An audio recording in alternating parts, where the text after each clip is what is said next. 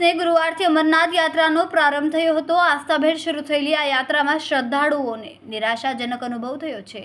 બાબા બર્ફાનીના ભવ્ય અને દિવ્ય દર્શન કરવા સમગ્ર દેશમાંથી મોટી સંખ્યામાં યાત્રીઓ જમ્મુ કાશ્મીર તરફ રવાના થયા હતા, પરંતુ યાત્રા શરૂ થયાના માત્ર 7 દિવસમાં શિવલિંગ સંપૂર્ણ પીગળી જતા શ્રદ્ધાળુઓમાં નિરાશા વ્યાપી ગઈ। પવિત્ર શ્રાવણ માસ પહેલા જ શિવલિંગ પીગળી જતા આવનારા દિવસોમાં યાત્રાએ જવાનું આયોજન કરનારા ભક્તો પણ અસમંજસભરી સ્થિતિમાં મુકાયા છે। સુરતથી મિત્રો સાથે અમરનાથ યાત્રાએ પહોંચેલ સુરેશ સુહાગિયાએ જણાવ્યું હતું કે ગત 3 જુલાઈએ આસ્થાભેર અમરનાથ યાત્રા શરૂ થઈ છે। આ યાત્રીઓનો અવિરત પ્રવાહ પવિત્ર ગુફા તરફ વધી રહ્યો છે। પહેલગામ અને બાલતાલ બંને માર્ગ ઉપરથી હજારો સંખ્યામાં શ્રદ્ધાળુઓ બાબા બર્ફાનીના દર્શને ઉમટ્યા હતા। બાલતાલના રસ્તે પોતે બુધવારે બપોરે અમરનાથ ગુફા પહોંચ્યા હતા। મનમાં બાબાના દર્શન કરવાની અતૂટ શ્રદ્ધા અને તીવ્ર ઈચ્છા વચ્ચે શિવલિંગનું સ્થાન ખાલી જોઈને સૌ કોઈ આશ્ચર્યચકિત થઈ ગયા। બદલાયેલા પર્યાવરણીય પરિબળોને કારણે શિવલિંગ આકસ્મિક રીતે ખૂબ જ ઝડપથી ઓગળી જતા અમરનાથ દાદાના દર્શન કરવાની મનની ઈચ્છા મનમાં જ રહી ગઈ। જય ભોલેનાથ મિત્રો,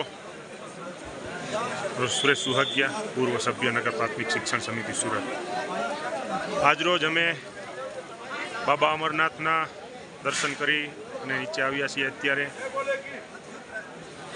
આપ શ્રી તમામ ભોલેનાથના ભક્તોને તેમજ તમામ મિત્રોને જણાવવાનું કે અહીં અમરનાથ યાત્રામાં મોસમ ખૂબ જ ખરાબ છે, ખૂબ તકલીફ પડી રહી છે લોકોને, કારણ કે વારંવાર મોસમ બદલાય છે, વરસાદ પડે છે, બરફ પડે છે અને તમામ ભાવિક ભક્તોને જણાવવાનું કે આપ જો બાબાના દર્શન શિવલિંગ માટે કરવા આવતા હોય તો આ વર્ષે તમે ઊભી જાજો, કારણ કે આજે અમે દર્શન કર્યા છે, શિવલિંગ સંપૂર્ણપણે ઓગળી ગયેલી છે, શિવલિંગના દર્શન થઈ શકે એમ છે નહીં।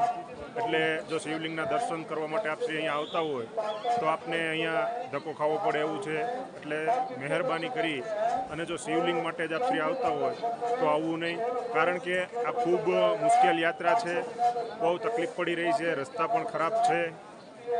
એટલે આજે અમે દર્શન કર્યા છે યાત્રાના, એટલે આ વિડીયો થકી આપ સૌને જણાવીએ છીએ।